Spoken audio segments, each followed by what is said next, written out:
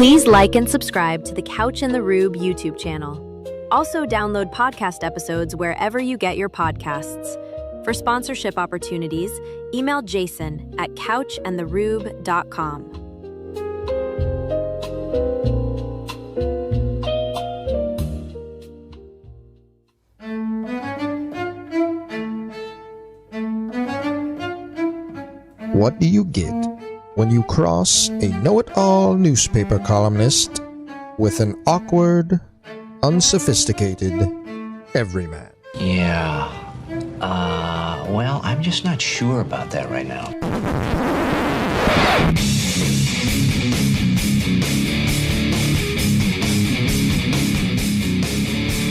Welcome to Couch and the Rube. Welcome to Couch and the Rube, our Friday show, presented by our friends at Firekeepers Casino and Firekeepers iCasino and Sportsbook app. Download the app today. Bet the games we're betting, or better yet, probably pick your own games. Or you can swing by Dacey's Taproom and Sportsbook off I-94 in Battle Creek for the in-house sportsbook experience. Great way to spend a weekend, be it college basketball, baseball when it starts, all the, whatever it might be. Just park yourself and enjoy the other things going on at Firekeepers Casino as well. Lots of entertainment, casino games, whatever it is you might want to do. And, of course, the Sportsbook at your fingertips with the iCasino and Sportsbook app anytime you want it. Jason, how are you, brother? Where is it at? Oh, right now, either you're stuttering or I'm not picking it up because it's a what. So it's the American way, except America has gotten soft. Let's go green, go God. Go green, go God. What's up, buddy?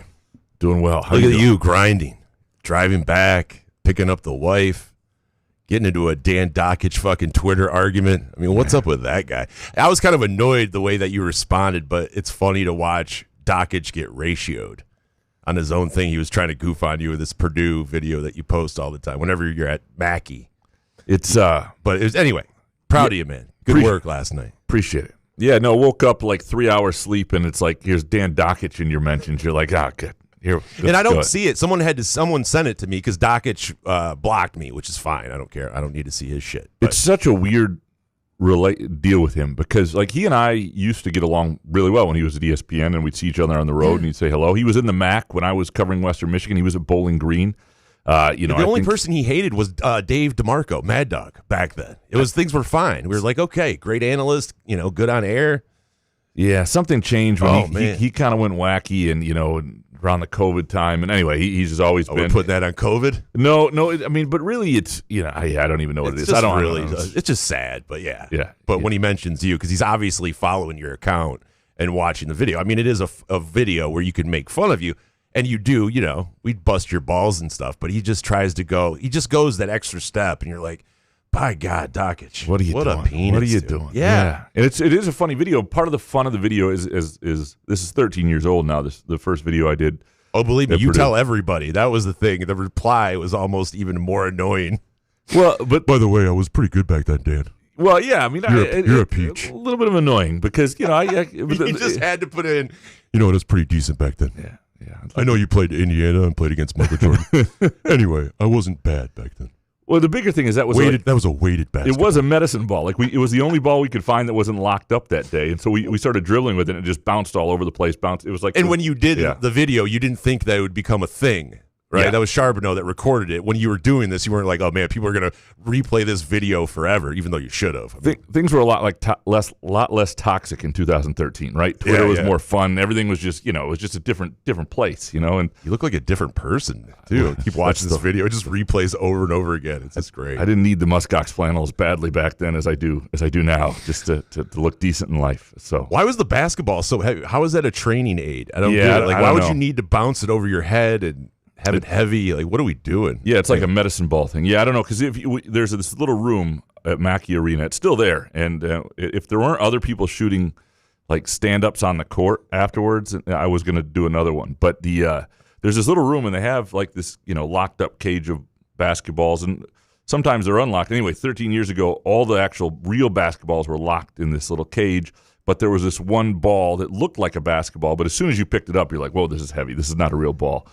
And that's what we use for the shoot. Anyway, so Love it. That's what it is. Love it. It's giving Dan Dakich probably more oxygen than that man deserves. And I don't know if it's any oxygen. I mean, when you sit there and get ratioed like that, I mean, come on, we need Lats to step in and be like, come on, ratio, bro. Yeah. Like, what are we doing?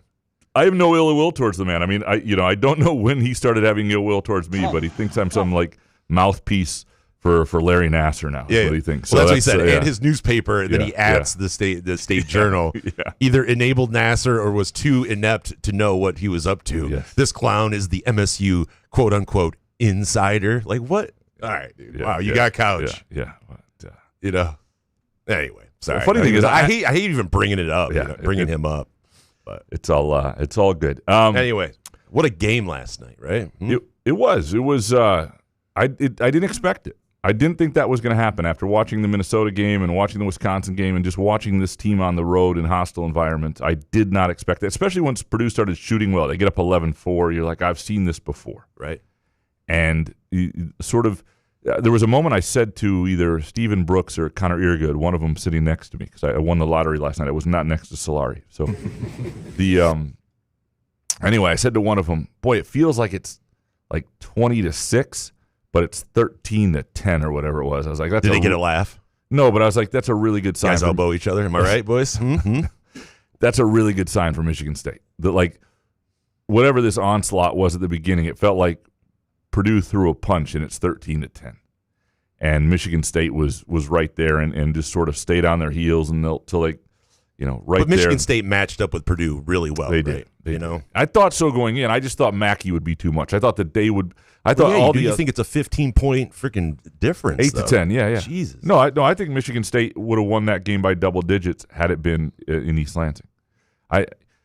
This wasn't a game where Purdue was like bad or something like that. They hit 12 of 25 threes. That's some. Michigan State's had trouble stopping that, and they've got good shooters. I mean, they're dangerous in certain ways. They're not. There's a lack of, they do have some size, but there's a lack of physicality inside, which I say that, and yet Purdue out-rebounded Michigan State, and there are elements where they were a really difficult matchup, and you could see, like, Jackson Kohler really had to spend a lot of his time boxing out rather than getting rebounds, and that hurt him last night, and, Izzo said he didn't play that well, and yet I watched a lot of, like, I went back and watched some of the replay, and there are a lot of plays where Kohler's just putting all his effort into keeping a 7'4" guy or whatever off the glass, and somebody else is grabbing the board, and so it wasn't necessarily him doing a poor job. But there's just sometimes a lack of physicality with Purdue.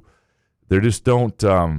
Well, basically, Purdue is Braden Smith and Fletcher Lawyer, and they were kind of off. I know Well, Braden Trey Smith had a Kaufman-Renn. double-double, but, Fletcher Lawyer, they didn't shoot well. And when that happens, I mean, I don't think Purdue could be that good. Well, Trey Kaufman-Renn was a 20-point scorer a year ago. I think I might have voted for him for Big Ten Player. I had first team. It wasn't Big Ten Player of the Year.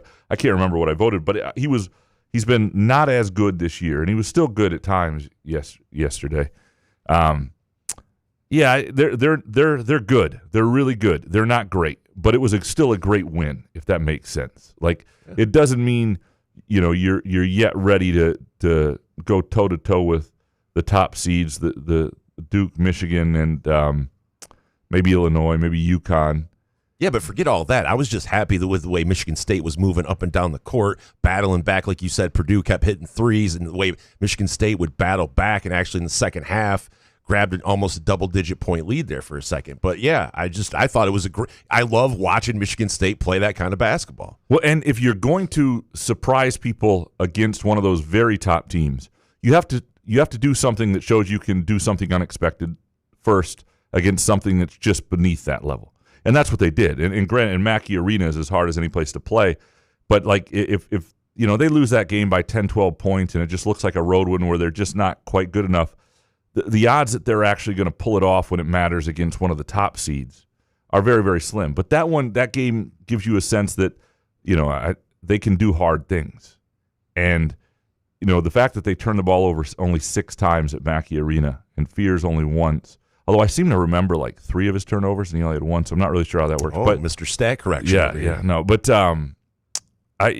he was really good in taking care of them. And Braden Smith had 4 turnovers, and he was guarding Braden Smith, and Braden Smith, not him. Like, if you're looking for who should be ahead of who and Big Ten Player of the Year balloting or first team all Big Ten, and both of them can be on the first team. But like Braden Smith is not guarding Fears, and Fears is guarding him. Like that is an interesting, one is a defensive player, one is an all-around player, one is an offensive player more than the other. And I think that's a distinction that should be noted. And it was important for a couple reasons. One, you start to see the formula for how they can win difficult games. And it won't be exactly the same all the time. But the fact that like Carson Cooper is a go-to guy in the post in a certain matchup that they recognized going in and they went to him in different ways, and he was able to take advantage of it. That's incredible for him. The fact that Cam Ward, had that sort of impact with his aggression and energy, especially in the first half, and was really important for him. Kurt Tang looks comfortable out there, even when he's missing, even when he's not playing great defense all the time. There is a little bit of an issue with, like, when Kurt Tang's in there, Foster Lawyer's getting up threes every three he wants.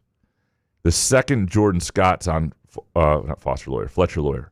The second Jordan Scott's on him, he's second-guessing. The length makes a difference. He's right there. It makes a huge difference. There are a lot of hidden points in who Jordan Scott is in a game like that. And so that's something to consider. But, yeah, they played pretty well. Not perfect. And I disagree with Izzo. I think he was just happy, but he said that's about as well as we can play. I just disagree. Somebody please guard somebody. We've seen elements of their game that have been better than that, but they did, they turned the few turnovers that Purdue had into a lot of points. They had momentum swinging things with Cohen Carr, with dunks that were Brandon Dawson-like from, 12, 14 years ago. It was an impressive win and an important win, because the other thing is, getting to the double bye or triple bye, whatever it is now, quarterfinals directly in the Big Ten tournament is important in this sense. Number one, it gives you a chance to win the Big Ten tournament, which is hard to do because I think there are a couple teams better than them. But 4 games in 4 days is a lot. It's a lot on the legs, and it's a lot on the legs than going into the NCAA tournament. Matt Painter talked about this a little bit. And then beyond that, I think will likely, if they don't blow it against Indiana or give it right back, they've got a really good shot at being a 3 seed now. Because even if they lose to Michigan, as long as they beat Indiana, they'll beat Rutgers at home, and they don't have like a really bad Friday in the Big Ten tournament. But they'll play somebody who's good Friday. I don't even know how much that'll affect them, but maybe you got to win Friday. I don't know who that'll be. But that will probably get you a 3 seed without having to beat Michigan in the NCAA tournament. And I think that is that can be important if you look at who the 1 seeds are going to be. Now, it's not perfect. Houston might be a 2 seed now. They're good 2 seeds. I'm not saying that, but you'd rather stay away from UConn, Duke, Michigan, Arizona, like those 4. Yeah, stay away from all those teams. You can avoid them as long as possible. You do that. You sign up for that. And again, they're going to have to play some dicey games before that. But if you're trying to make a run, you'd rather take your swing against one of those teams in the Elite Eight than any other round before that. So, yeah, good performance. Unexpected performance, I thought, from Michigan State. Before we dig into our Groovy Donut Twitter questions, it's some really good stuff today. But what we are betting this weekend, presented by our friends at Firekeepers and the Firekeepers iCasino and Sportsbook app. Jason, do you have any bets going this weekend? I just had a late ad for the Cognizant, and this was last night. I don't know if you can still get these odds, but Michael Brennan, top 20, both these top 20 to finish the tournament. Michael Brennan and Steve Fisk, that paid plus 500, and that was last night, but I'm just adding that. But, maybe the Pistons against Cleveland tonight, maybe dabble in that. I've had somewhat of success doing single-game parlays with the Pistons. As long as the odds for some of those props are ridiculous, so you got to kind of do the smaller prop, throw a Cade Cunningham steal or something on there. So, but golf, hoops this weekend. Love it. You just on the fly golf. You got to live betting. I've actually won more money this year live betting either after the cut or final round on some of those guys. So. Yeah, see, I'm always the opposite. Like I start watching tennis, and then I've hedged. Yeah, but you hedge. You're the hedge king. I hedge both ways. You hedge yourself to death until you squeeze out $1.25. Yes, and it's amazing. So, no, it's not. Sweat it's it the out. worst way to bet. All right, so what I've got this weekend, the Premier League, love a few things, but there are two I like a lot. I think Crystal Palace is in a rough place. I think Manchester United you can start to trust. They're playing really well. -1. So if Manchester United just wins the game, you get your money back. But if they win by more than one, you win. You win the bet against Crystal Palace. They're home Sunday 9 a.m. -1 at -120. Love that for Manchester United. Also have a really good feeling about Bournemouth early Saturday. The early game 7:30 a.m. home against Sunderland. You can get them at -125 on the money line, like Bournemouth at home against Sunderland. So that those two games. There's some others I'm, dabbling in throughout Europe and other things like that. But listen to this guy. Yeah, those are the ones dabbling throughout Europe on the Firekeepers iCasino and Sportsbook. By the way, before we get to the Twitter questions, one of Norm's picks, Austin Smotherman, we gave out at 145 to 1, is leading the tournament currently. They're offering me a cash out right now off a $5 bet for $89.74. Whoa, that's a pretty good cash out. Yeah, but it pays out $730. You got to if hang Smotherman in there. wins. You got to hang in there. Come on. Yeah, no, you hang in there for that. Yeah. Anyway, no, that's great. We'll download the Firekeepers iCasino and Sportsbook app. You'll love the upgrades they've done and take advantage of golf bets, soccer bets, college basketball, baseball, whatever it is you might want, including Tigers season wins bets. I think they have it at 85.5. I'll have to check it. I got it at 86.5 at one point. But see what's there for you right now. And is that with your book over there? No, Frandor? No, it's not. We have to make sure with you now after the Super Bowl. No, it's all right. No touchdown thing. It's all right. All right. Before we dig into these Groovy Donut Twitter questions, by the way, Groovy Donuts this weekend has one of my favorites, the Cookies and Cream Bismarck. Oh, my God. Yeah. I like that you censored yourself with the Couch in the Rube Twitter account, by the way. You didn't say, fuck. Oh, fuck. You did, put all the expletive things, symbols. Available today through Sunday. Just absolutely incredible. I'm a big fan. I mean, look at light and fluffy yeast raised donut filled with decadent chocolate cream topped with smooth chocolate icing, crunchy crushed chocolate sandwich cookies, and a delicate drizzle of white vanilla icing. If you've seen the picture, keep your pants on. It's good Lord. Yeah, it's something special. That is available at Groovy Donuts. Listening to you and Ebling read a menu. It'd be something else. Both locations. White chicken chili. 7 a.m. to 1 p.m. Through Thursday through Sunday, and that's at East Lansing on Lake Lansing Road and also in Williamston. Place pre-orders to make sure you get yours, or you want a certain assortment or specialty donuts if you're going to a party, or you just want donuts for yourself this weekend. It's a great way to improve any weekend with Groovy Donuts. Go to groovydonuts.com. All right, let's dig into these questions. Let's do it. Eric Schultz up first. Kurt Tang, Cam Ward, and Jordan Scott averaged 25.5 points per game combined in February.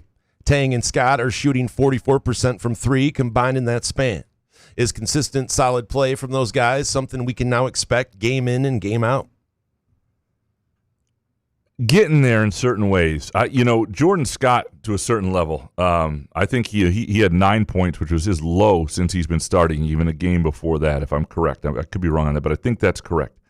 So there's a certain level, and then there are certain things he brings to the game that are just there every time. Kurt Tang, the thing I like most about his game is he does not lose confidence. Izzo can yell. Bull in a china closet. Izzo can say he can't guard his mother, and he does have his issues defensively. But he was really happy last night that he made a big steal defensively and he made a big play that was consequential. And he doesn't lose confidence in his shot. And that's an important thing for a shooter and a guy, because his worth is largely tied to his shooting on the team. And he does hustle. He gets after rebounds, gets on the floor, doesn't really have the length and the athleticism that Jordan Scott does. But I think, certainly the 44% from three it's a long enough span that it is real. Last time they played Indiana Sunday. Both those guys had 3 threes. Maybe one of them had 4. I think both of them had 3. So see if we can, if they can duplicate that, if we can begin to trust. Like what they need from Kurt Tang is him to be an instant offensive spark, And if we can begin to trust that from him, I think you'll be onto something here. The one thing with Tang and Scott that's interesting is those guys actually, I like them a lot as a pairing on the court at times. And we're starting to see that more and more too, and I think that's being recognized. Eric Schultz, Jackson Kohler clearly has the yips. 23% from 3 over the last 12 games. Every miss is a foot short. Also getting worked on the glass at times. At what point do we just expect this is who he is moving forward? As good as Tang, Scott, and Ward have been, can MSU reach its ceiling with this version of Kohler? I don't think so. I mean, last night they beat Purdue on the road, but the ceiling, like what you'd love to see for Michigan State is what are they if you get the best version of Kohler on the glass, but also the best version of the guy the way he was shooting the first 16 games of the year. Like if you get who Jordan Scott's become with that version of Kohler and what Cam Ward's giving them, like you like to see what that offensive efficiency starts to look like. What is their actual ceiling? And that's why I think there is some level of hope that this team has a level to get to, because they have two guys, young guys they rely on who I still think can improve and are getting better in Jordan Scott and Cam Ward. And then you have a guy who's taken a dip in his play in Jackson Kohler, who you've seen it, right? And so there's no doubt. Is he still sick or what's going on? No, I don't think he's sick. Because it was short. A lot of his shots were short. They're all short. Yeah, no, that's it's getting your legs into it, but it's also a confidence thing because he's never long. He never misses long. It's always short, and some of that's the position he plays, the minutes he plays, and how much I think work there is to do there. But down low and what that takes out of you. But yeah, there's something to it. I don't know if yips is correct, but he definitely isn't shooting with the same confidence. The stroke looks good though. It really does. Is he playing through an injury we don't know about? It's something. No, I don't think. No, I mean, I'm just asking questions. Yeah, it's fine. You raising your voice at me, bro? No. Are you raising your voice at me? Eric Schultz, this is a take that I'm sure will be echoed by many, but I want to put it out there so you understand I'm not always negative. This was the most impressive MSU regular season win in years. I won't be offended if you don't read this, as it's my third entry for the day, but that was expectation changing. Yeah, it was interesting because we've seen this before from really good Michigan State teams under Izzo. In years that have gone well, where there's a moment where they do something that's unexpected, and then things sort of take off from there. So we'll see what happens here. Last year it was the game, the Illinois road win, the Michigan road win. Those were games that the way those unfolded, you didn't see coming at the times they happened, right? And there have been those similar things in other years. There was a Michigan win on the road with Cassius Winston that was enormous. There have been little things like the 2015 team that made the run to the Final Four unexpectedly. They get to the Big Ten tournament and it just starts to look different. And Wisconsin was great that year, and they take Wisconsin to overtime in that Big Ten championship game. And I remember Izzo being really disappointed after that because he thought he wanted something for that team. And he thought if they had won the Big Ten tournament, that would be something that they could always hang their hat on. He had no idea a Final Four was coming. But that carried over, right? They just raised their level. So the question is, can this team do that consistently? And Indiana is an okay test of that, because I don't know what – like Indiana's kind of a mess right now. They've lost really badly to a couple good teams, and now they just lost at home to Northwestern, and people are really surly. So they're either going to be desperate or demoralized. And if you're Michigan State, you want to get down there and you want to punch them early because it's a good matchup for MSU. Indiana is not a very good rebounding team. They're not great defensively. That's why the game looked the way it did at Breslin. They should dominate on the glass. But Indiana also has enough shooters at home that if they get going, and we've seen them have some good performances against decent teams. So they'd be wise to continue this. Dominic next. Do you think Izzo will ever do a tell-all book? Was it true Judd and Mountain Jack Ebling were, but Judd got cold feet? After your final show, can I do a documentary where I unearth what happened with Halo Sport and that Elizabeth was, in fact, the 15-year-old Starbucks barista? Good old Starbucks barista. She was not. She was of similar age, but not. We didn't know each other back then. We didn't know each other. Actually, that's not true. She was older than this. I take that back. Fix that in post. Are you in the Epstein files? Fix that in post. What the fuck? Fix that in post. Well, we didn't know each other back then. Because understood, but it's just, Yeah, it's creepy. It needs to be an investigation. Damn it. Do it to yourself here. I apologize. That's to myself. I apologize. to Dominic's question about so Judd Ebling did write Judd Heathcote's book.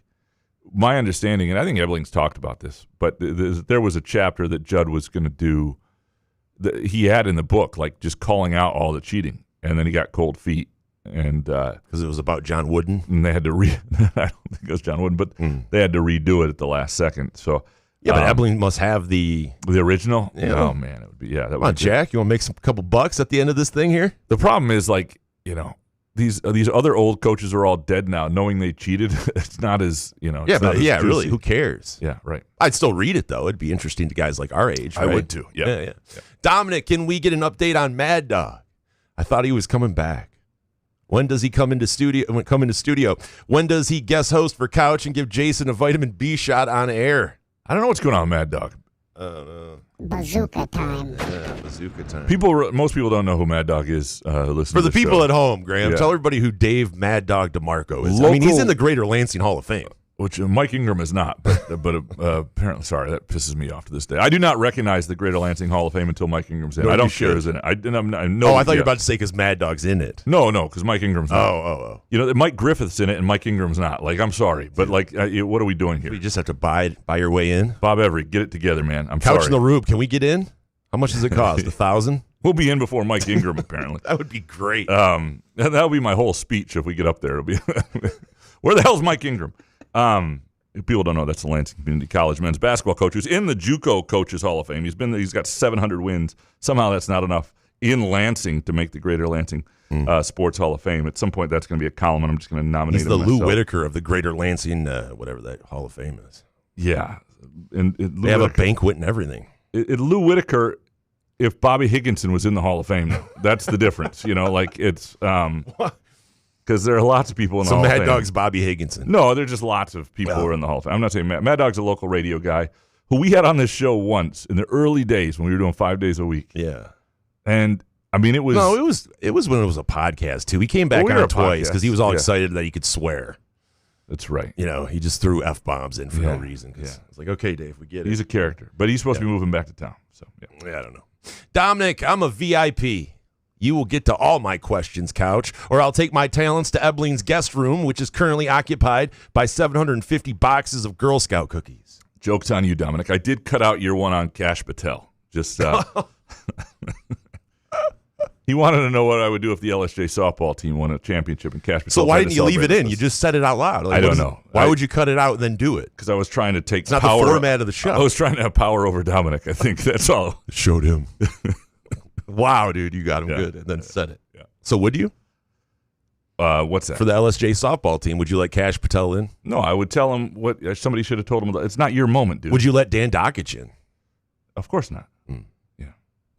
Andrew Gauthier, there seriously isn't a better option on MSU's roster at backup point guard. And from Moneybag, would things go better or worse if MSU used Trey Fort or Jordan Scott at point guard for a few minutes a game over Denham? And from MSU Red, are they at least now practicing with Scott at the point? Just a little? And from everyone else, same question. So if you don't hear your name and you had this question, this is why. I had the question as well. I figured might as well wait till the Twitter questions. It's like 14 of these. Let's preface it. Denham's a good guy. I think he's a really smart player. He's probably not going to maybe turn the ball over. Hopefully not. So he had a rough first half because he had obviously one play where he fell and turned it over, and it wasn't great. In the second half, he comes in briefly. They're trying to steal a possession. And I was, looking at it because it was a key moment in the game. And they're trying to, look, they need to give Fears a rest. They were trying to give him a moment, like an extra few seconds, sit on the bench before the media timeout, all that stuff. Just as I was thinking that, he threw a really nice pass to Cohen Carr inside, and Cohen Carr got fouled, and they went to the media timeout, and then Jeremy Fears is back in. So it did not hurt them the last time he was in the game. But it's a legitimate question because it's not just, you do have to, I would, you ever seen A Time to Kill, the movie? Mm-hmm. With Samuel L. Jackson and Matthew McConaughey and, I Sandra so. Bullock, yeah, Ashley Judd. Ashley Judd in a nightgown in 1995. It's a good movie. This guy's a horn dog. Wore the VHS out on that one. I'm sorry. Sorry. Fix this. I'm on 3 hours sleep. I apologize. I can't believe I just said that. Anyway, there is Matthew McConaughey is giving the summation in court, and he's talking about he asked the jury to close their eyes and picture this brutal rape that's happening. So I apologize for comparing these two things. Right. But at the end of it, he's describing this little girl. He says, "Now picture her white." And I would before people get mad at Denim Wojcik, I would ask them to close their eyes and picture him black, picture him looking different, and like, are you still as angry and perplexed by him playing? That would be my first thing. And if you are, that's fine. Okay, yeah, okay. Is he light skinned? Yeah, Jesus. Well, I'm closing my eyes. I'm thinking about it. Yeah, well, yeah. How are you going to throw a Jesus at me for what I said after this whole thing? Picture Stephon Marbury. Yeah. Okay. Mm-hmm. And then his game, but Stephon Marbury's look. You know, and see if you still feel the same way. That's all. Gold tooth, yes or no? Yes, gold tooth. Yeah, I feel differently then. Mike Tyson tiger tattoo on his face. Teardrop tattoo. Why is it such a touchy subject, though? I mean, come on. We can love Denim Wojcik, okay? We get it. And even he would probably tell you, but we can't just figure out one of the guys can't come in for a 4-minute spell. I think it's harder to do. I think it's harder to do than you think. And I think harder to say. I think they're doing what they think is best. They are not doing this for Denim Wojcik's feelings. They're not doing this for Doug Wojcik. I mean, Izzo gets on Denim Wojcik pretty hard when he comes off, and I think if they thought they had a better option, they would go to it. And I think we saw it before Divine Ugochukwu got hurt, that they had gone away from Denim Wojcik in a lot of matchups and gone back to Divine Ugochukwu, and that was the plan. And when he was brought in to be this emergency point guard option. He could steal. He got extreme foul trouble, or he had somebody twisted an ankle. This was the role. You know, the idea was not that he would need to be the backup point guard. Now, you know, I think if they thought that Jordan Scott would be a better option doing that, I think they would do it. I do. I think if they thought Trey Fort, I do not think he trusts Trey Fort at all. He thinks Denim Wojcik will get them into the offense, and I do not think he trusts Trey Fort at all in that role. And again, I would just, you know, if Trey Fort looked like Denim Wojcik and Denim Wojcik looked like Trey Fort, you know, just make sure you know those aren't coming into play, like, and why you think the way you do. Another movie analogy? No, I'm just Schindler's List or anything. And then she was raped. It's like, what? Jeez. Again, I'm not it's supposed to be a fun show here. I'm not disagreeing with people questioning this, because in the first half it was rough. He came in the last time he came in. I thought, boy, that's a critical moment to be trying to steal some minutes. And if it doesn't go well, it's going to be a big part of the story. When they were up 3. And if it doesn't go well, it's going to be a big part of the story of the game, because you cannot give away possessions. Part of the reason they won that game is because Jeremy Fears turned the ball over once, and Braden Smith turned it all over 4 times. And in a 2-point game on the road, that is the difference, right? Yep. And so you cannot give away possessions in a game like that. And I thought they might be doing it, and I think they got a little lucky that Wojcik made a good pass there. I still don't know that it's ultimately the solution in the NCAA tournament. There are matchups where it's better than other matchups for him. And so, you know, but yeah, it's not perfect. They're going to miss Divine Ugochukwu. They are not as good a team without him. Now, you can argue a lot of the other things Ugochukwu did, that if Trey Fort, not Trey Fort. Trey Fort does not play. But if imagine him white. If Kerr Tang is playing more minutes and has more confidence as a shooter, and Jordan Scott can fill those minutes, all the other stuff that Divine Ugochukwu did, you can replace, right? It's that backup point guard stuff. And I wrote about this back when I thought Divine Ugochukwu was really showing some stuff back in in Fort Myers over Thanksgiving. And I just thought he was an incredibly valuable piece that they lost. And most rosters aren't built to have your third point guard be very good at this. And but I do not think this is some sort of keep Doug happy, spite the fans, stuff from Izzo. I think if they thought they had a better way to win at point guard, they would do it. Back to the white elephant in the room. They don't want to deal with the white elephant in the room. All right. Maybe. Is this MSU team evolving offensively? I mean, so there are elements of it that yesterday when they get out and run like that, in the times they did, and they really maximized the opportunities they had there, and you get guys making shots. It looks like it. I don't know if they're evolving offensively, but they made enough shots at key times. They only made 6 threes, but they made some other shots, and they got in the paint. They played a pretty efficient game overall. And then you get little things like, when you're getting Carson Cooper going 6 for 9, and we're not just talking like rim runs or pick and rolls, but he's actually that makes everything look a lot better. And when you get Cam Ward on a driving bank shot and things, so maybe I guess the sample size is too small. They were the team I thought they can be in a given game, and that's why I think they can beat maybe anybody, at least almost anybody, on a given night. The question I really have is who are they night to night, and that's what it takes to win against like at least 4 really good teams in a row in the NCAA tournament, and that I don't think we know yet. Maybe, Jason, which is worse, chronic disease or a food allergy? Well, as someone that has a airborne peanut allergy, I would rather have AIDS because there's a cure for that now, right? And I think Magic's sharing that cure. HIV, you'd rather not have AIDS. HIV, you'd rather HIV. I'd rather have HIV. I don't know. Because airborne peanut allergy, like people don't really remember that you have it, and they have it at their house, and I feel like it's really more embarrassing if I had a chronic disease. I come in here at least twice a week with an open jar of peanut butter. Yeah, but you're in the other area, even though you're trying to kill me. Like, it won't. That's the thing, is everybody always asks, like, will it kill you? It's just more of a nuisance. It's like when we went to Fenway Park for Michigan fan Jordan's bachelor party, and they had peanuts everywhere. It was just uncomfortable, and it sucked for like an hour, So it's just, yeah. So I guess I'd rather have a chronic disease. It's the one type of donut I don't do a Groovy Donut live read because I don't know what's going to happen. He's just going to pass out over there. I start talking about like some sort of peanut butter donut, yeah. Sorry. Are you done with your comedy hour? Def Comedy Jam? Okay.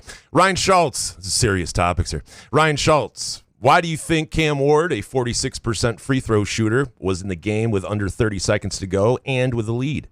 Does it say more about the coach's confidence in Ward's defense and rebounding or their lack of confidence in Jackson's? I think it's what they were getting from Ward on that night. I mean, he was really good when he was in the game for the most part. Now, the free throw shooting is an issue with him, and you saw when he got that rebound, he tried to pass it to Fears very quickly, like a hot potato. And that's an issue for him. I don't think it's actually a chronic issue with the free throw shooting. This is the one thing from talking to him that has to do with that wrist injury. And I think I'll be surprised if Cam Ward a year from now is not like a 65% free throw shooter at least. I think this is you don't see a guy who is shoot for the stars. Well, I'm not saying I don't 65 by next year. Again, I don't know what he would be if we I don't know what it is. Maybe he'll be 85, but I don't think this is going to be who he is, and because he doesn't shoot at all really outside of a few feet because of that wrist injury, and it's taken away his confidence on that, and it's in his head now, and it's tough because you do have to think about that late in games, and they were trying to do a little defense offense there. They liked what he was giving them. But when you stop and you get the rebound, it was smart by Purdue. It was really savvy to foul him. That's who I would foul 100%. Kurt Wisniewski, who's a better color dude than Robbie Hummel? He's pretty good. He's really touching good. That one. Oh, geez, yeah. Sorry. Oh, you mean like an analyst? Analyst. Oh, yeah. Right. He's one of the best. Yeah. Billis, I guess. Billis, his voice annoys me kind of sometimes. Hummel of that age in hoops and college hoops, he's really good. I mean, and no one was offended that he did a Purdue game last night because he doesn't come off as because it's possible you can be a professional correct. And do the game and still be a Purdue fan. I mean, isn't his name like hanging in the rafters or something? I don't know. He's just really good at that, and he's not. Yeah, it's the way he speaks to you. He speaks to you like he explains things well, but it's never condescending, and I don't know. There's something about like he is one of those guys, and there aren't that many of them, that when you listen to a game or you turn on a game and it's him, you're like, cool. Like you're just happy it's him. Like a lot of times you're just there for the game. I'm always happy. Like Kevin Harlan. Kevin Harlan and Hummel. Come on. Let's do it. Oof. Kurt Wisniewski, who has a better Big Ten basketball freshman duo than Cam Ward and Jordan Scott? It's a good one. Like and these guys weren't even that. I mean, they're not low-rated guys, but they weren't even rated as high as some others. And Michigan State's had some good freshman duos. They've had great freshman classes. But in terms of two guys who I think especially Scott, exceeded what anybody thought for this year and have really added to who Michigan State is, it's the one upside to Michigan State not maybe fully addressing the two-guard position in the offseason. That said, I still think Scott could have had a pretty good year, and they could have done that differently. But if you had somebody like Indiana's Lamar Wilkerson or something like that, like how many minutes is Scott getting? Now, I think he might afford. I mean, defensively, he does so many things. We just talked about the hidden points. And he does so many little things out there. It's hard to keep him off the floor. But, if they address, with the people they have coming in, if they address the center issue next year with Scott coming back, I think this year for Jordan Scott will be really beneficial to who he is a year from now. Frank Vachner next. Where does this MSU win in Mackey rank among the all-time program wins there? Oof. Well, it's number one is 1990, December 30th, 1997. That I don't think can ever be beat. And there may be wins that are incredible before that, but even if there are, even if Magic won a huge game there, I don't have that historical knowledge. What happened on December 30th, 1997 may have saved Izzo. It set in motion everything. It set in motion what you watched the other night, right? They were a team that was struggling, that there were people wanting to get rid of Izzo. It was his third year. They lost to Detroit for a third straight time. They just lost to Temple. They were struggling. And Purdue was like, this is the height of Purdue basketball at that point. It's sort of just a little after the height, but it was still a great, great program. And they go there and they win by 17 on the road for a Big Ten opener, and it just opened eyes. And they win a share of the Big Ten title that year with Illinois, and that will be number one. Where this is, I don't know. There were some games like in 12 and 14. They lost an overtime game too. I'm trying to remember with Denzel Valentine, I think. But this is up there. It's a huge, huge win. Izzo thought it was their best road win in 2 years. I would say the Illinois and Michigan games last year were up there as well. But this was momentous because the timing it happened, what it means, and for this particular team, it was the biggest win of the season. Ken Chu, can you feel it? It's coming. January, February, Izzo, and Carson Cooper is going to lead the way. What a spin move dunk by Cooper, by the way. Love that. That was a great play. He really showed his repertoire. I was talking to him about it in the locker room afterwards and added his quote to the quick takes because it didn't really fit in the main column I was doing. Because I think he's having a lot of fun right now. And, Izzo has joked about what a shame it is that he didn't redshirt Cooper. That is a shame because if you had Carson Cooper, what he is on both ends of the floor right now to next year's roster, that's exactly who that team needs. You wouldn't have to do it. Can't we just find a way to get him back here next year? They should absolutely sue all these lawyers spending all their. What if he just comes back and then what do we do? If you want to do something helpful, if you're a lawyer, instead of just suing the NCAA blindly and having opinions just because it makes you money.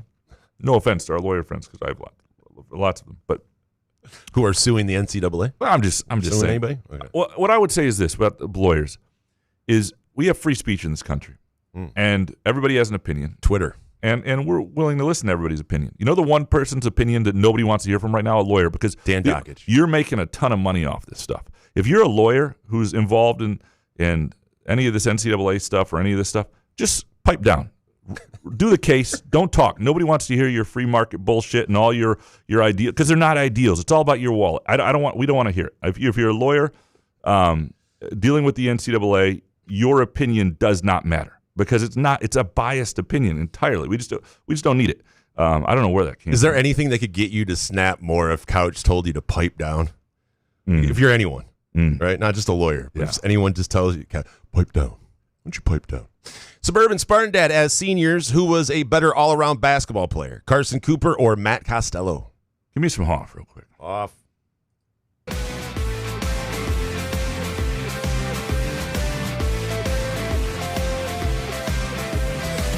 I am the passenger. People are nuts. I'm not nuts. They're nuts. All right. So senior year, Matt Costello. What do you think he averaged points per game? 9. 10-7. 10-7 and 8-2 rebounds. So he's probably – I think there are elements of Cooper that are better defensively, but Costello was really good on that 15-16 team. Cooper is better as a senior certainly than Costello was as a junior. He took a huge leap between his junior and senior years. But there are things that Costello couldn't do that we're seeing now from Cooper. And defensively, what he gives them and how he's sort of a little bit different frame and body type than Kohler. I think I would choose Cooper right now over Costello. Costello, though, you can get recency bias. He was a 8.2 rebounds a game, 10.7. I would probably go with Carson Cooper though. Ben Chulik next. Do you think those glass half empty fans will ever give Izzo the benefit of the doubt that he knows what he's doing after 31 years when the team struggles in the middle of the Big Ten season? Or will he continue to have to prove himself with games like last night? Well, I think what scares people is sometimes his offense doesn't look great. He's in the Hall of Fame for defense, right? He's had, and then they're scared that he won't do what they view everything possible to win a national title. Now, he may see it as culture and roster building are a big part of this right now, but the problem is the counter to everything Izzo's doing is you can say, well, yeah, but you can supplement the right piece to everything else you have, and you should be able to do it. I think that's what people fear. And the other thing that Izzo had, post-COVID, or really starting with COVID, a few years there where it did look like he lost a little bit. And I think he's still proving his way out of that a little, even with a couple really good years. And people want to see the next step. Then it doesn't help that Michigan down the road is, this elite this year. And so there's that comparison.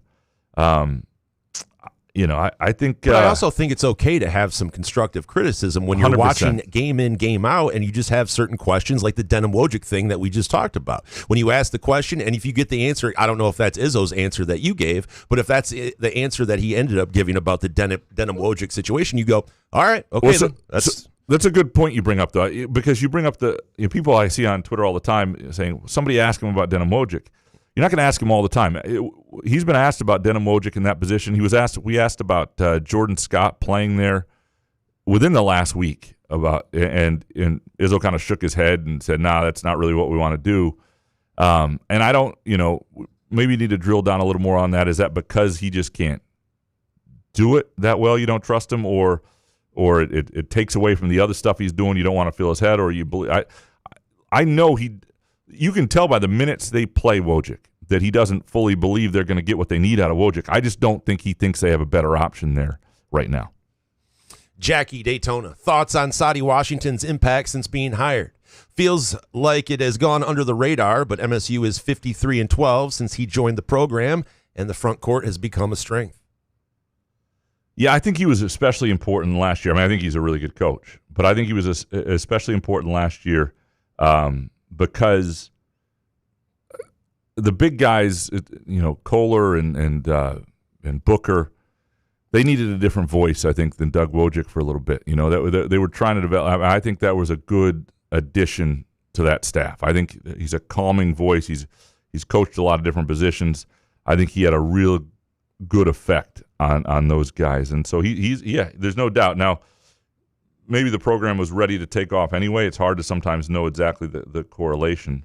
I also, speaking of Saddi Washington, I meant to bring this up, and I forgot to put it in this file because I was doing these questions on the road while my wife drove today.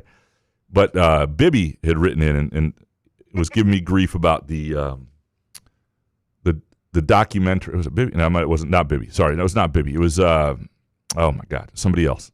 Faucet Liquor. Not Faucet Liquor. But I apologize, Bibby, for saying you give me grief. But about the documentary that came out on Michigan's basketball team in 2014, when you laughed about them almost dying in a plane crash. Correct. Yes. And how, if I apologize yet or what I have to say about that. And how many years ago was that? It's more than a decade at this point. I did a zillion interviews after that because I had to explain myself. For people who don't know what happened, Michigan went off the runway, and what turned into a very scary situation. Yeah. The initial reports, I had no idea that it was that scary. I was was it Washington D.C. I think was the year it was the Big Ten tournament. Maybe I was in a Washington D.C. bar, a couple of glasses of whiskey. This is why I don't drink and tweet. And the first thing I saw was less about what would happen to the accident, but more about how they were going to be traveling the day of. They were going to stay at home and then travel the day of the game. And my experience with that, Purdue has had that issue. Every team I've ever seen travel day of the game has just gotten hammered and complained about it. And I wrote something about the more pampered you get, the harder it is, where like JUCO kids show up 10 minutes before a game, throw down their Burger King wrappers, and play. And it wound up being a fairly insensitive tweet given what transpired. I had no idea when I tweeted it was like a serious thing. I thought there was like a plane issue and they were going to hang back. And then I had a couple glasses of whiskey, so it was like, what do you, good whiskey bar, by the way. Firing off tweets. Yeah. So anyway, so people are still, Graham hates Michigan, fuck that guy, he's insensitive.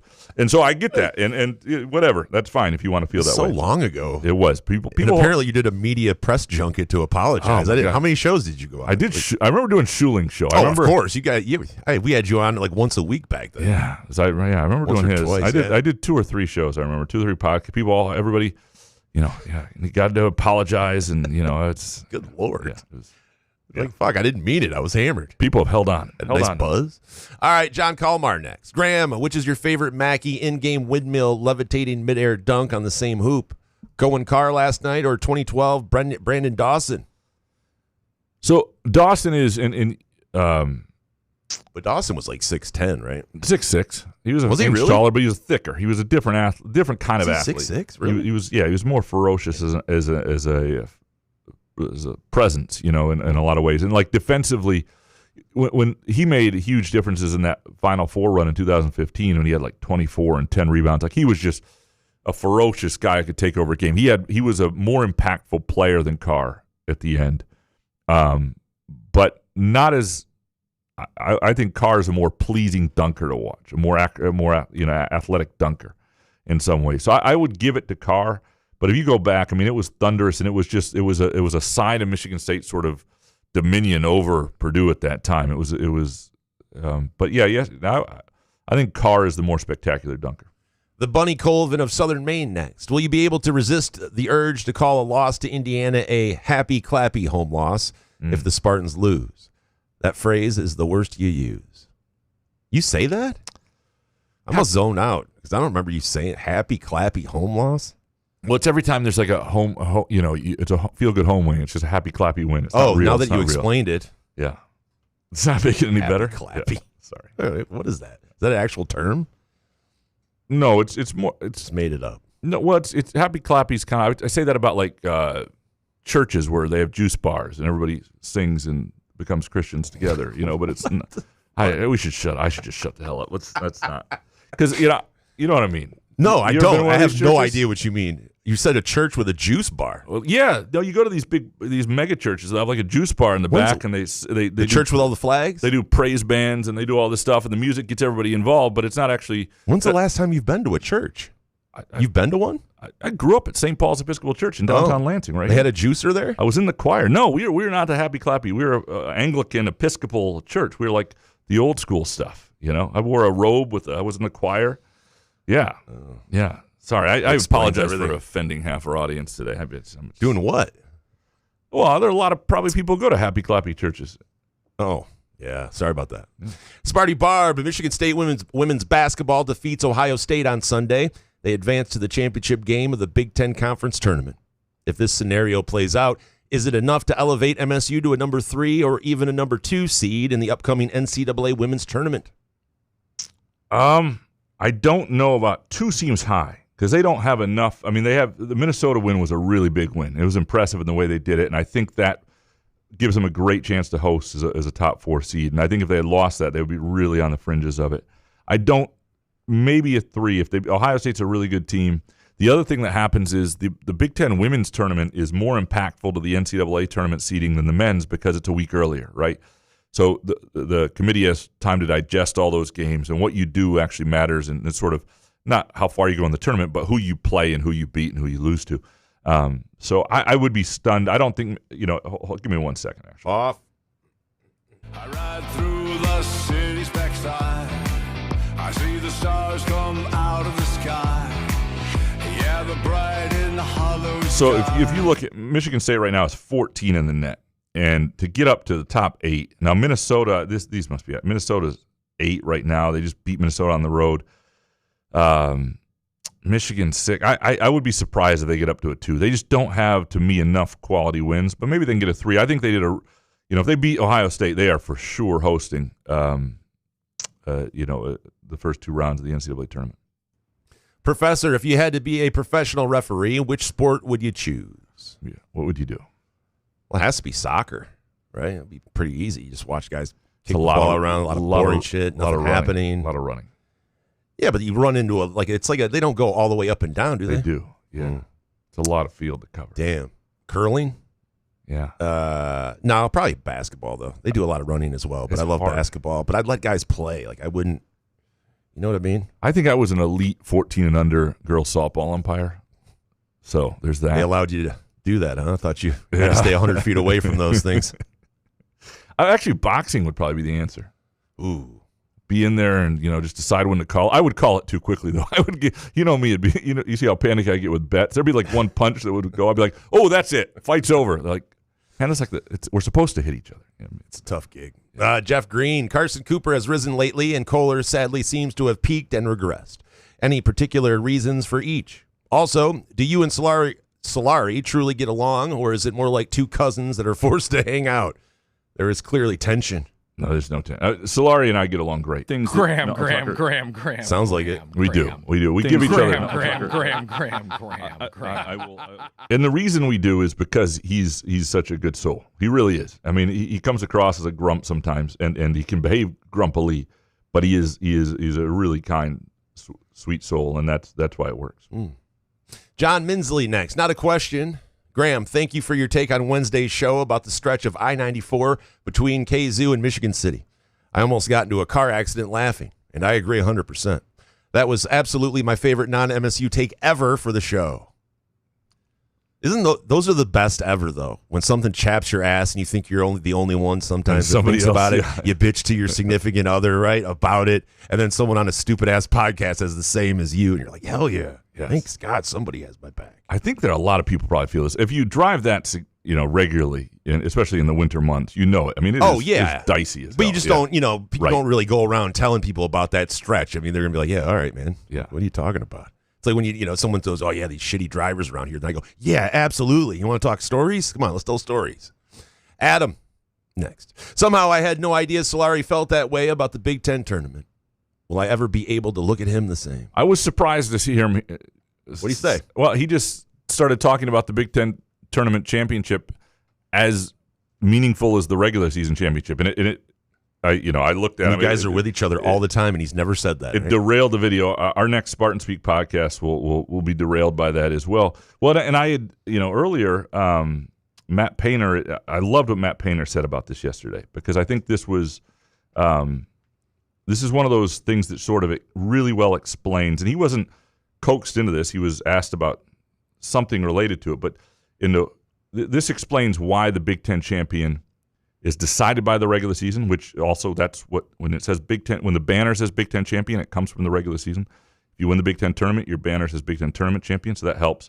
It's not like the ACC. They do it opposite. They recognize the ACC tournament as the champion. That's their prerogative. They waste 2 months of meaningless basketball. Fine. Good for them. But this is what Matt Painter said.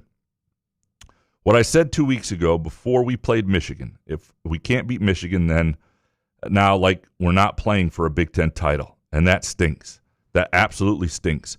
Because to be able to play 20 games and then have the chance to win it and win it is what it's about.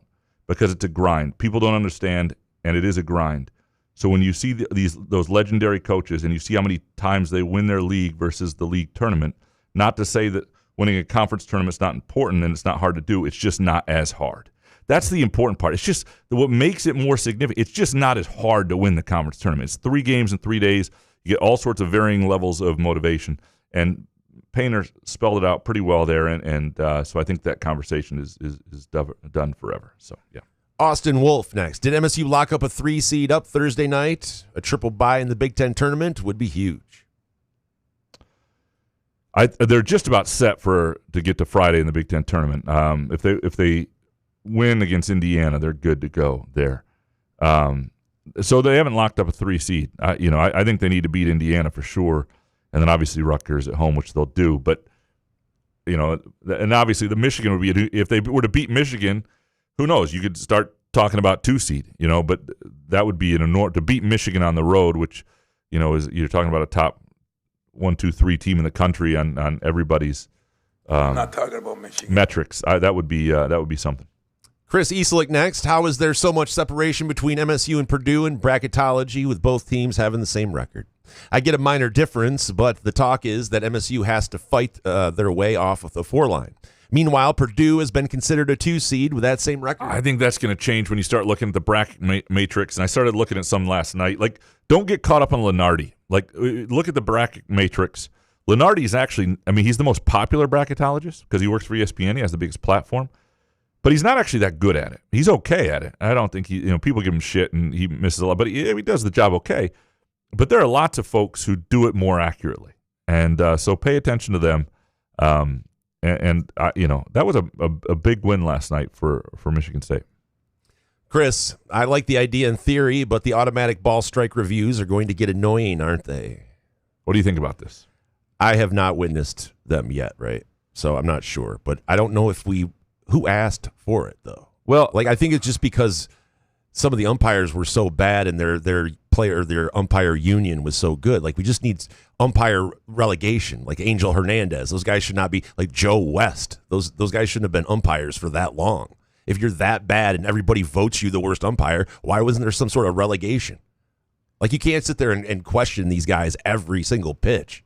Right. And I don't mind error. Like, it's a human thing. There's a point there where there are some bad umpires, and it's really hard to move up from the minor leagues. It feels like the top guys in the minor leagues ought to have a better path. But here's why I'm giving it a chance. I want to see if I like it. Right. And I know they've done it in the minor leagues already, and they've done it in some spring training. And I don't hate the idea. Like the other day, the Yankees somebody got like 9 of them, the reviews, because the idea is you get 2 reviews, but if you're right, you don't lose them. And so they were just continue to be right on these things. I don't love that they're getting rid of the box on the screen. So I like that watching a game. It's why you see the balls and strikes. I don't love they're getting rid of that. Here's where I'll give them the benefit of the doubt. The most recent moves baseball has made, the runner at second and extra innings, the pitch clock, all that stuff has improved the viewing experience, I think. Making the bases bigger. Yeah, all of it. Yeah. So they haven't really missed lately.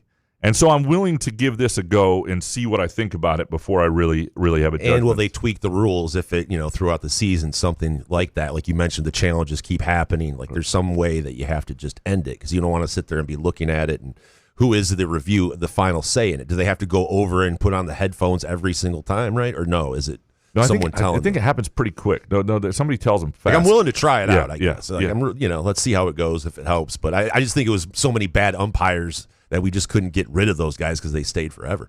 Dave Bearwaldy next. What are the keys to an MSU victory in Ann Arbor to wrap up the regular season?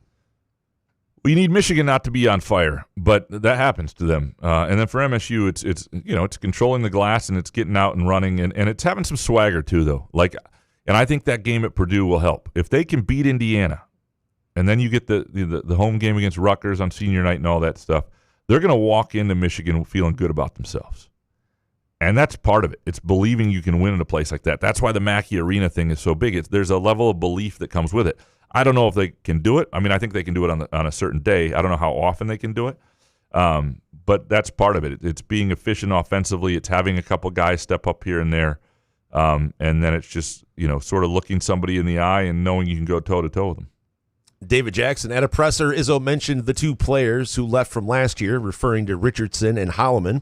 Does this mean that subconsciously Izzo doesn't even consider Booker to be a loss to the program? But can you even imagine the meltdown if Book had dropped 30 on us?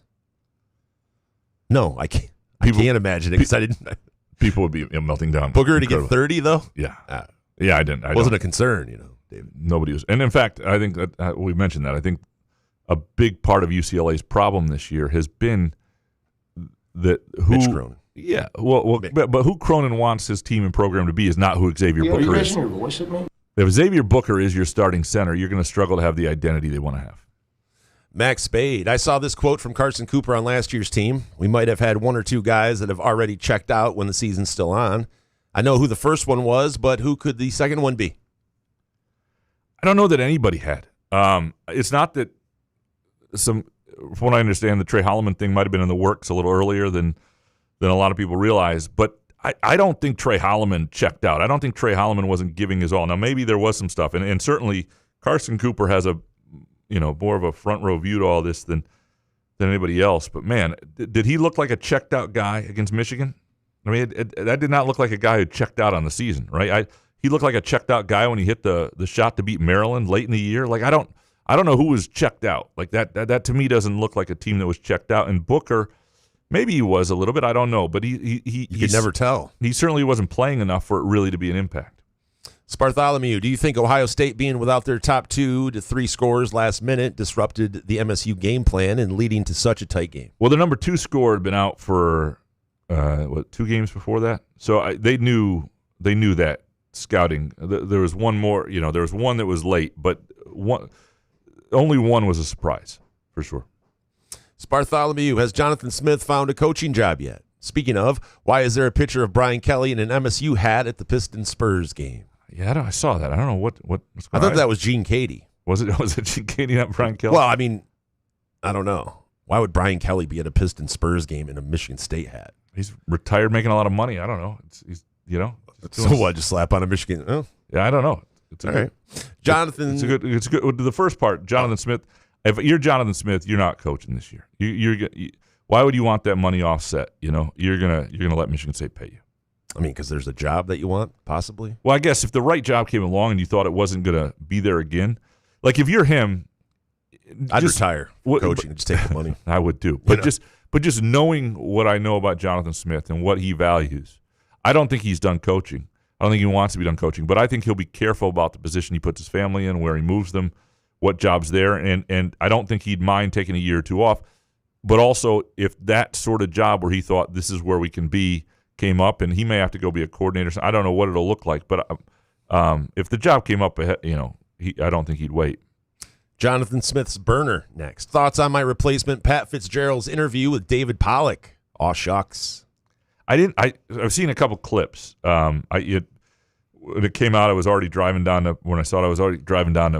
Purdue, and then been pretty much working since then. But I will watch football coach speak in that. I bet I'll watch it at some point. Yeah, no, he saw some. I saw some stuff on like his idea for the calendar, but that's what a lot of people have. I mean, right now the calendar fix is obvious. You start in week 0, and it sounds like that's what's going to happen. But for a while, they're going to go to 2 byes starting in 2027. But I think eventually you just move things up where the conference championship games, if they exist, are Thanksgiving weekend. You get into the playoff, you're done by January. There's a lot of easy fixes. It's just hard to get past these people, TV executives, bowl executives. People don't want it. We'll get there. We will. We'll just have to wait for a lot of dumbass people to come around. It happens all the time. It's just so frustrating. It takes forever. It took forever to get to a playoff because you had college presidents who didn't want to go to a 2-semester sport, even though college hockey goes from freaking September to April.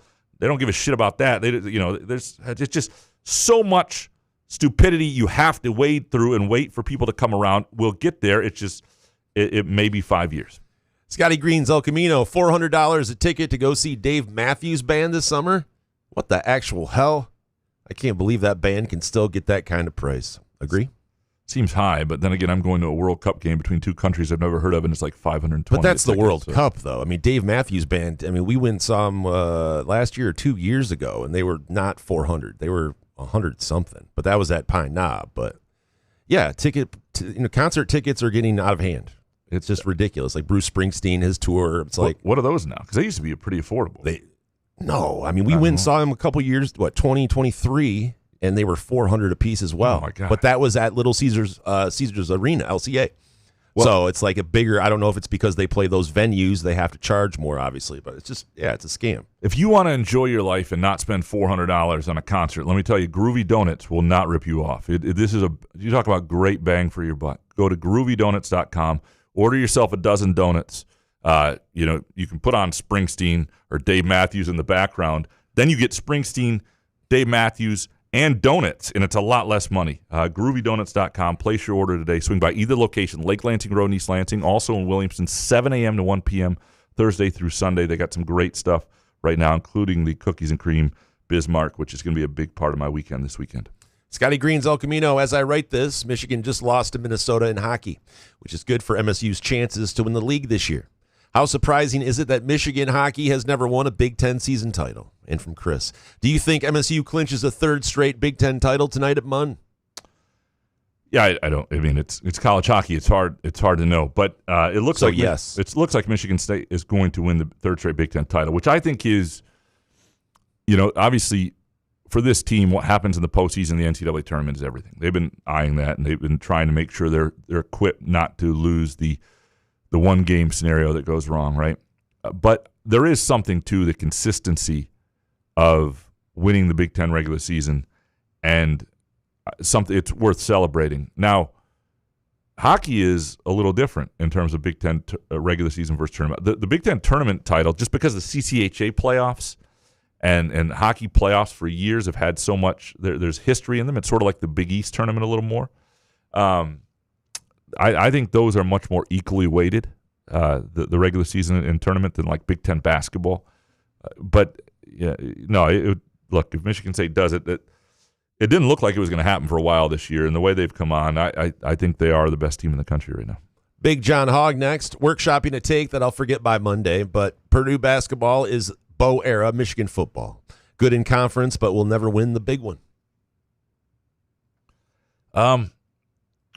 Well, I don't know if that's true. They've been to a Final Four. They've been to a national championship game. They just ran into the wrong team, right? I don't think that's – it just takes the right year. It takes some luck. I think Painter's a pretty damn good coach. Certainly knows how to coach big men. I don't know that that's true. Big John Hogg. Denim Wojcik was this bad at Harvard, too. What was the point in taking him? Well, the idea was – he was not brought in to be like a guy who was the answer as your backup point guard, right? He wasn't the plan there. And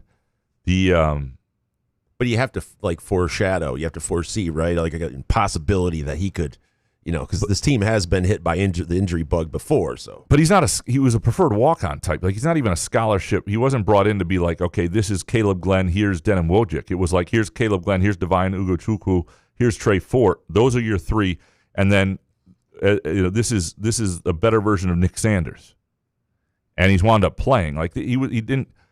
Now, I think he thought he could be used in emergency situations, and they thought that this is a guy who has Division I experience, and they could do that. But this wasn't some. This was bringing in a heck of a preferred walk-on relative to a weak scholarship player, if that makes sense. Big John Hogg, is a 3 seed that much better than a 4 seed? It can be. It cannot be too. It's all about matchups, and if UConn winds up being a 2 seed, that can backfire, or you get the.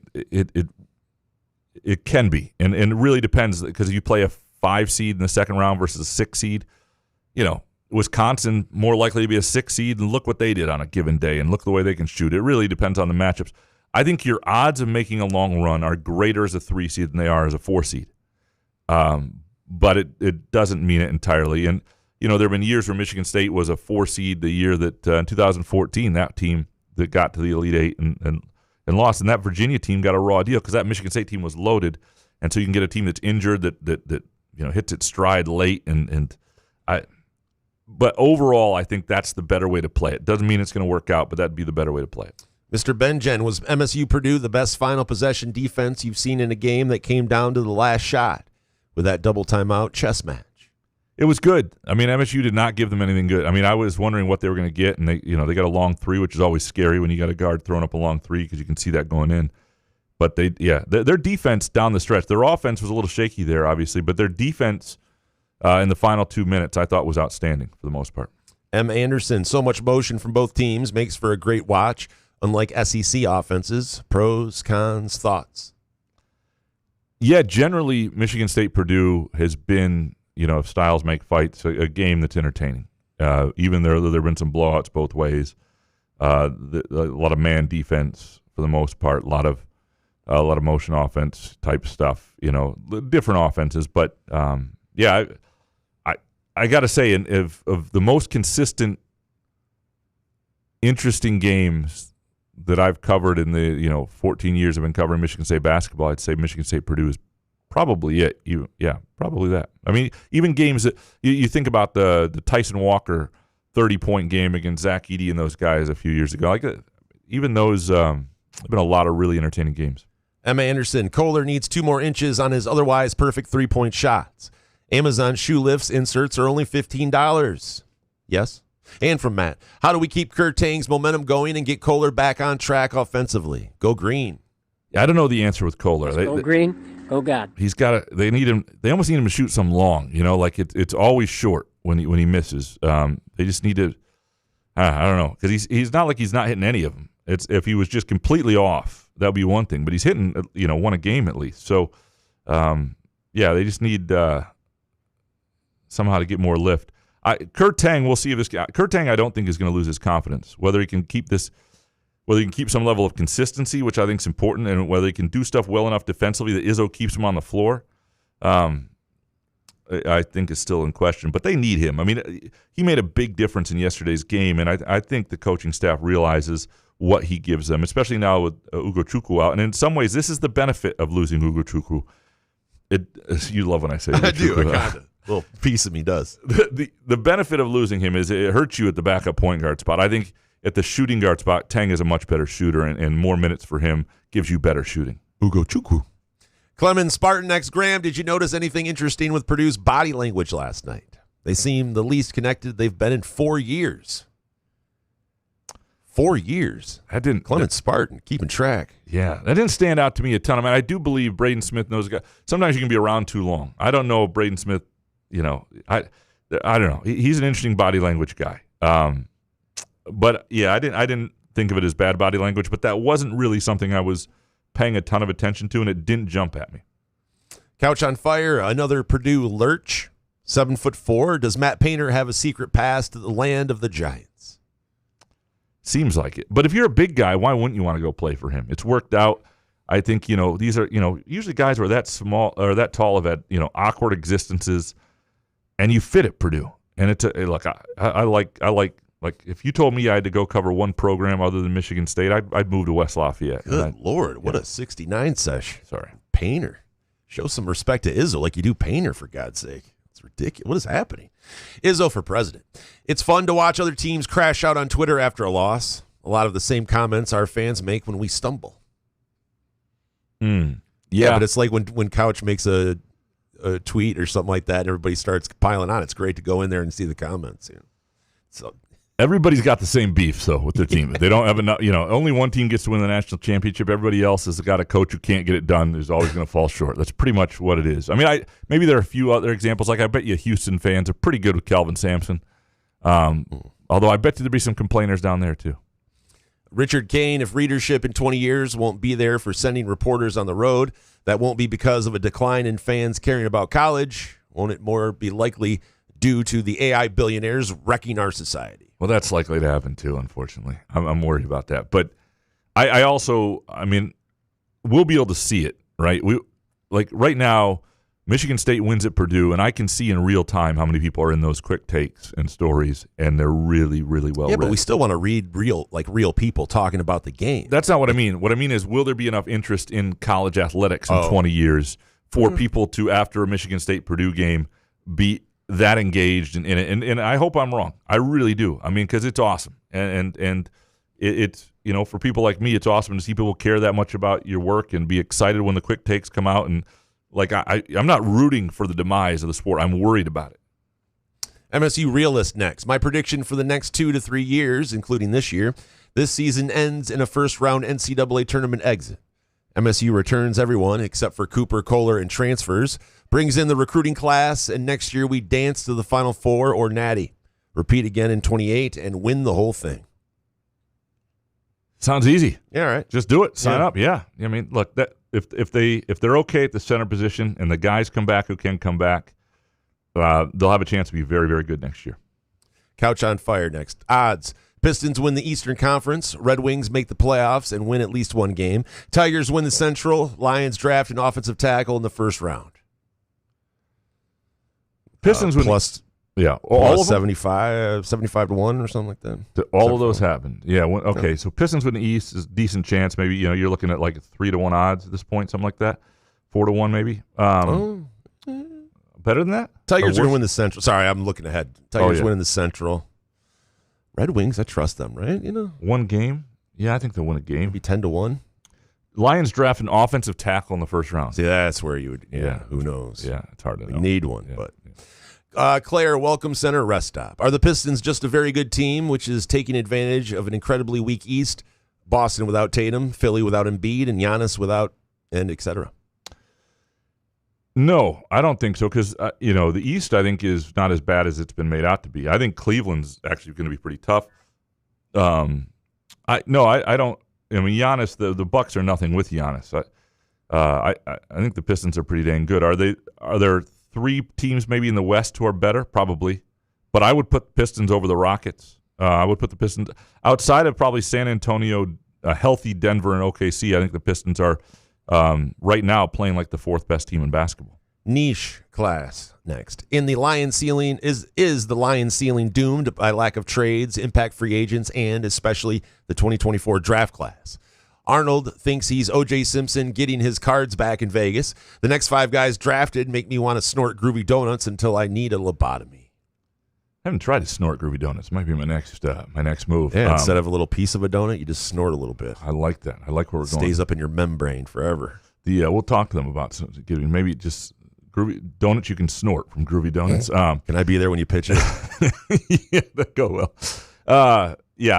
I don't know if the Lions ceiling is doomed. I don't think it's doomed necessarily. It'll be defined. Doomed is such a strong word. Yeah. It'll be defined by what they do next in a lot of ways. I mean, I think the free agency thing, though, definitely bringing guys in, it could be the factor and reason why we weren't as competitive as we should have been. If everything goes wrong, we win a Super Bowl, okay, great. But some dude, I am getting Tigers over under for the season at 85.5 and Lions at 10.5. What do you guys think about these? Both seem really nice at this time. I like 85.5 quite a bit. I don't know. I like 85.5 better than win the division because what I like about 85.5 is. But how much juice? That's pretty much even. That's pretty much even money. That's pretty close to even money. Maybe minus 110, something like that.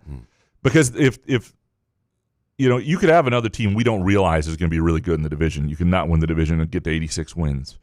If the pitching staff stays healthy and you see Troy Melton, out and who knows what's going to happen there, that stuff always makes you nervous. But God, not Troy Melton. I like Troy Melton. Lions 10.5 I like a lot because the schedule is going to be easier next year. I really do. I don't know. I would jump on Lions 10.5, I think. And look how bad things were this year and won 9 games. Yeah. Steve, is the backlash against Team USA hockey team following Washington, D.C. visit and picks associated with warranted? The thing that pisses me off is like it was going to happen, and somebody there should have told those guys, you're in a tough spot. Like the FBI director comes in the locker room, what are you going to do? Tell him not to come in? Like what pisses me off is I don't care where you are in politics, that's not your moment, Kash Patel. It's just not.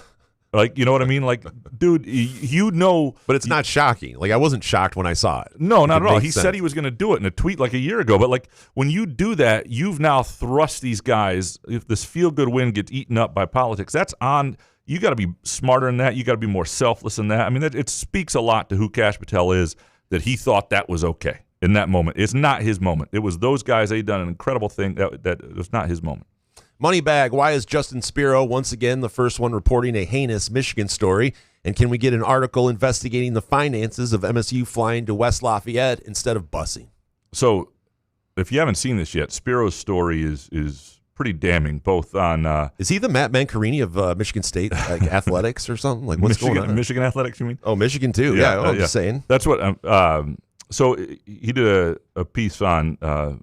Sharon Moore and he did a piece. Well, he did a story on Sharon Moore, yeah, and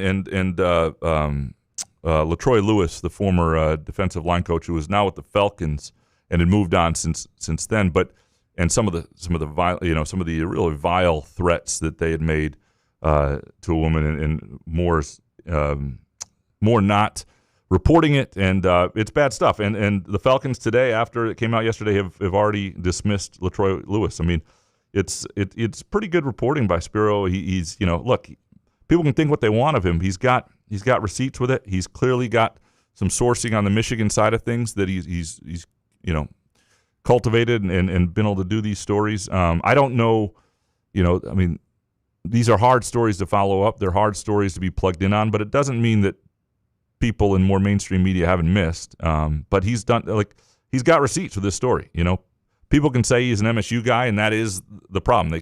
For him, obviously, he's got to get past that. That people are going to see he's an axe to grind with Michigan, but he's got the receipts, and it's pretty well done. I think that you got to give people credit when it's due, and he did. He really did a thorough job on this, and I think he was careful, waiting until he had the stuff before publishing. Matt Salisbury next. I'm sorry, but what is going on with Kohler? He has no legs under him, unless that sickness did more to him than realized. And if that's the case, the coaches should have sat him. Don't be pissed, Jeff. Yeah, that was Matt Salisbury, Jeff. People scared of Jeff Kohler. Look, I think he's clearly lost a little of his I don't know if it's confidence or whatever. I need to talk to him about it. But,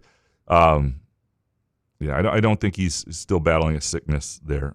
He's just not shooting well, and he's clearly coming up short. It's the same miss on every shot that he misses, and that's notable.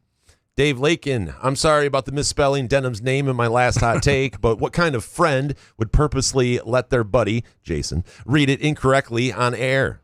It also begs the question of why someone would name their son after jeans made in Amsterdam. Yeah, I'm sorry. I did. That was kind of a douche move. It's okay. I should have realized it, but it does when you're reading these fast, and it's like, it's hot in here. You're like, man, you forget about it. It throws me off. I saw it and chose to leave it in there, and that's what makes me an asshole. I'm sorry. Oh, that's right. Dave Lakin, many people are hesitant to be too critical of college players because they are student athletes and not professionals. Does that line of thinking change with college players now being paid? To some degree, yeah. I mean, many people are hesitant to do that? Like, where are those people at? Well, I mean, but I feel like everybody's going after everybody now. Yeah, certainly not on X. But even in how you cover a team, there are some I mean, look, if you're 19, there's a difference between still being a 26-year-old pro to me. But what you have to remember is if you're a 19-year-old professional tennis player, professional boxer, professional anything, then you need to also remember that person's just 19 in terms of the mistakes they make and how you judge them. But they are pros now. And I think there is a difference now in terms of if you're getting paid to do a job, you need to do the job. Yeah, and that's mess up my parlay. It's on. Well, that's the danger part, right? You don't right. That doesn't need to be in any. Don't be messing up my 3-leg parlay. I do not think in college sports that we need to have prop bets. I don't think we need to have Jeremy Fears assists something you can bet on. I don't think it's healthy. I don't think it helps him. I'm sure. I think gambling's going to be over soon anyway. The next 5 to 10. I think people would get sick of it. Yeah. Man.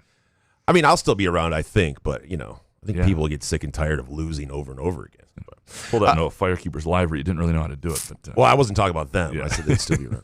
Mojo Jojo, as devoted Macalite, how excited are you for the Sacramento State-Ball State rivalry, Ball Sac, on a scale of 6 to midnight? The Midwest of California versus the Midwest of the Midwest. College rivalries are back. It's not great. And I do love Ball Sac. I used to love MAC sports. And the thing that I've lost is in this new era where you can't build something. What I loved about the MAC was sort of this misnomer that they weren't as talented as they actually were. And I used to be this guy. I used to be the big school type snob. I grew up in Lansing. I grew up watching Michigan State. I remember the way I thought about Central and Western. Then you cover them and you see the number of NFL guys from Greg Jennings to Tony Scheffler, Louis Delmas. And that's just the era I was right there. And there were lots of guys. And you realize, whoa, and there's a lot of legitimate NFL talent. That's harder to keep there. And I've lost a little of my luster for the MAC. Ralph E., what are the top 5 columns you've written and why? So there's 5? Yeah, I've not written 5 good columns. I mean, come on. I don't. If you do 3, if you know your top 5 columns, then Mitch Albom. Mitch Albom knows his top. That's 5. a problem. You shouldn't know it. Like I struggle. Wait, 5? I got like 15. Because you move on to the next thing, and what you think was good isn't always good, and what you like. And I forget them. Every year, I don't submit for contests anymore, but for a long time, we would do that at the LSJ, and I would take part. And, they'd send an email and say, oh, can you send us, 5 or 6 columns you really like from last year? And it always took me forever to, and then you'd go back and you'd find one you forgot about. You'd be like, oh, that was actually pretty good. One you really thought was good wasn't. I don't have any idea. I really don't. I could think of, there are stories I like that I've done over time. I like the Antonio Smith piece I did when he was battling homelessness, and that I've enjoyed those sort of feature stories. And there are some columns I thought were really strong, but I really could not break them down. And it's tough to blow yourself like that, I still love the Ron Banks feature I wrote for the Lansing Community College Lookout. All right, so you just named 4. Might as well go one more. But that was a horrible story. I thought it was great. I thought it was amazing at the time. When it didn't win first place in the Michigan Community College Press Association Awards, I threw a fucking fit. What's the acronym for that? MCCPP. I don't know. Clint One Ball Bainey, you can only go to 3 taverns in East Lansing or Lansing for the rest of your lives. Which ones do you pick? And you can't pick a sponsor, you kiss asses. Well, there goes that question. Should have skipped that one. Yeah. I mean, I don't go to taverns anymore. That's true. Yeah, I'd hit Dagwood's, Kelly's downtown here. I'd hit. I like Beggar's Banquet. Midtown, Front 43. That's pretty much it. Yeah. Midtown, Front 43. Keep cycling through. Yeah. Clint, what is your favorite Spartan event that you have attended, and what's the best high school basketball game you've ever attended? Best high school game I've attended. Boy, I've seen some good ones. Probably some Sexton Everett, game when I was 17 years old, wearing a Kangol hat or something like that. Gold chain. Yeah.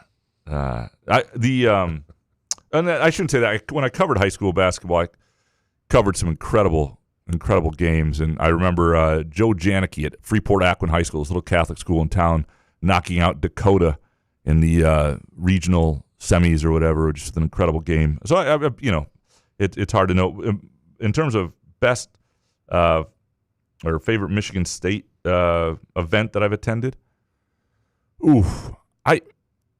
The Elite Eight in Syracuse in that 2015 was one of the best games and best.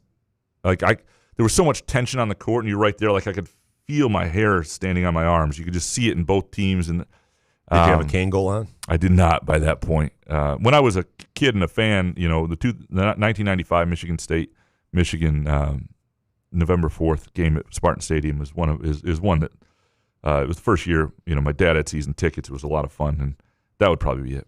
PZ, what in the hell is Dan Dakich's problem? And from Detroit Spartan, can we please set up a fight between Couch and Dan Dakich? It would be bigger than Paul versus Joshua. I would pay everything to see that. Oh man, Couch versus Dakich. He's a bigger guy than me, but he's got some years on me. Yeah, so he's wearing a diaper, right? Yeah, come on. Yeah, it'll be interesting. Yeah, he's scared of Dakich. He's like 70. Original Dark Antonio. If it played out that Michigan was going to win the Big Ten by more than 3 games, because 3 games has been a big talking point for MSU for a year, how much of a dick move would it be if Dusty just played all reserves the last game? I don't understand why he would do that. Like, it would hurt their overall seed. Like, if you're trying to be the number 1 overall seed or as high as you can be, and you're trying to win every game, I don't know how that would be a dick move. I don't understand the question. Because he's Dusty May's a dick. I guess. Jay Riemenschneider, did you watch Michigan versus Minnesota and other sports Tuesday, or was it all State of the Union for you that evening? I was at 2 Lansing Community Colleges basketball games because my life, the job is not just Michigan State here, and watched the women win a conference title and win their, So you had the State of the Union on your phone? I didn't even watch it. 27th straight conference game for LCC women, and watched the men win a conference title as well against Grand Rapids Community College, and wrote a couple stories into the wee hours of the night on that. Jay Riemenschneider and Adam apparently have the same idea. Will Michigan break its 9-game losing streak to Illinois? What's your prediction? I want to see this game. It's Friday night. Tonight I'm really curious to see it because I think the best of Illinois is at that level almost. But this is going to be fun. It's a great game, and I think it's part of the reason there wasn't as much national hype on Michigan State Purdue is that this game between these two teams that I think have been at a higher tier is tonight. Rug and Tub next. Graham, I need help. Do I root for Michigan to win tonight so MSU is guaranteed a top 4 spot and a bye in the Big Ten tournament? Or do I keep a slim hope of winning a share of the regular season title and root for Illinois? Also, I can't stand going to Ann Arbor with a chance for a title and lose. I think you just answered it then. Yeah, you do whatever causes you the least amount of pain. I don't think anything. I don't think Michigan. You don't have Michigan winning tonight or losing tonight isn't going to hurt Michigan State getting a top 4 spot in the bye in the Big Ten tournament as long as Michigan State doesn't screw it up. It's completely within their control at this point if they win at Indiana. Let's go down to Mike Scott, if you would. Where are you, Mike? Graham, when you say Michigan has more resources in basketball, what does that mean? A much bigger NIL budget? An ability to tamper with other teams' rosters and not get caught? Please explain. Yeah, I mean, it's the NIL budget. It's pre. This roster is still a little bit pre the House settlement. So like it's outside of the rev share. That's what I mean. It's they have more money at their disposal to pay players, and their budget, I would guess, is about double Michigan State's. Mike, if Miami of Ohio doesn't win its tourney and not make the tournament, is college basketball dead? Yeah, that'll piss me off. I mean, they're undefeated. Wait, that's a possibility? They haven't played. Their schedule is not great, and I don't know. Intent and scheduling matters to me. I don't know how many difficult teams they tried to schedule and went in that. But ultimately, the bubble is weak. We know what these flawed high major teams look on. But do we really need to see Ohio State? Do we really need to see Indiana in the tournament? Given what we know about those teams over an undefeated Miami, Ohio team, I think that would be ridiculous. It would lose the spirit of the sport. Blogu Boner next. Been watching MSU since I was 5. I love MSU hoops, but I've watched so much I can tell years when they have it, and I haven't felt that way since COVID took Cassius' season away. This team don't have it, and it makes it hard to really care. Does that make me a bad fan? No, it makes you a real fan. You feel how you feel. That's what real fandom is. You can't fake it. You can't choose it. If you feel keep it to yourself, though, right? Well, but if you feel a certain way, you feel a certain way. That doesn't make you a bad fan. Just keep it to yourself. Right. Have some fake, enthusiasm. Since COVID, really? Luxury lettuce. Hey, Rube, you're looking super skinny and handsome today. Do you happen to have any more Shake Shack gift cards? We do not, but that is the way about it. As we do other giveaways, you have the right luxury lettuce. That's the way to it. We did give them all away. Quickly. Fart Soup, Jason, would you rather have to drive Stout around town in his fartmobile whenever he wants, or have Tourette's, but your tick is doing the Nazi salute whenever someone coughs? What a question. I think I would smell the fart out of Stout's pleated khakis. I mean, it seems like a weird tick every time someone coughs or something. Yeah. Nazi salute. Yeah, go with the Stout. That would be terrible. I have to get a bodyguard or something. Not good at all. Sharon's indiscretion next. How many NA Boilermakers is Graham pounding tonight? Just probably a bottle of wine. That's awesome. Maybe get on a treadmill after the wine. Ew. Sounds like a disaster. Yeah, it might be. For your wife, I guess. Yeah. Hans Jurgen, does Gene Cady still have horrible hair? He does, but he's alive into his 90s, and that's what we all aspire to be. No, it grew back. Yeah. He got a rug. It's not. The original swoop. Let's jump down to Jake Hawkins and finish up Hawk. All right. How do you think the NBA should fix the whole tanking issue, as well as fixing the whole load management that causes star players to miss games, like how 3 of OKC's top players missed the Pistons game this past Wednesday? Well, OKC is different. Those are legit injuries. Part of it is too many games right now. There was like the back-to-back. It was like 3 games in 4 nights or something. And so they did have some guys who are nicked up, but Shai Gilgeous-Alexander is legitimately hurt. Like, he wants to win the MVP, and if he misses too many more games, he won't even be eligible for it. So to me, you cut it down to like 70 games. You space it out. You take some of the wear and tear. You get rid of most of the backs-to-backs. Jerk guy. So how many plays makes a player dirty? I think dirty is intent, and you have to measure that. But if there's a handful, 3, 4. I mean, it could be 1. I mean, it depends on how severe it is. That's a good point. Jerk guy, did you get more vertical in your backboard alley-oop attempt last night in Mackey? I didn't. I'm not going to jump higher than I did, unfortunately, in 2013. It's never going to happen for me again. I don't think I did want to do it, because in those previous one, I didn't have a muskox flannel, and I thought this would be a fun one to do, but oh well. Jerk guy, ever do dancing, ballroom, tap, ballet? You ever done dance lessons or anything like that? Never, no. Not even square dancing. I tried square dancing like one time, and it was complete ass. My wife and I've always wanted to do country line dancing. I've done it once, but my wife and I signed up for dance lessons before somebody else's wedding a few years ago. She didn't love the instructor. Tryhards. Yeah, I enjoyed it. She didn't love the instructor. I think we thought we were going to get better faster, and that was frustrating. But what was the plan? Were you guys going to do some sort of we were going to show routine? up at the wedding and be like badasses? Yeah, it did not pan like out. Dirty Dancing. You're going to pick her up and shit. We've done that drunk before. She's jumped off the couch, and I felt back in the day I could lift a little better. That was a story worth telling right there. Yeah. Take that, Dakich. Finally, from Jerk Guy, what's the worst food you've had on the road?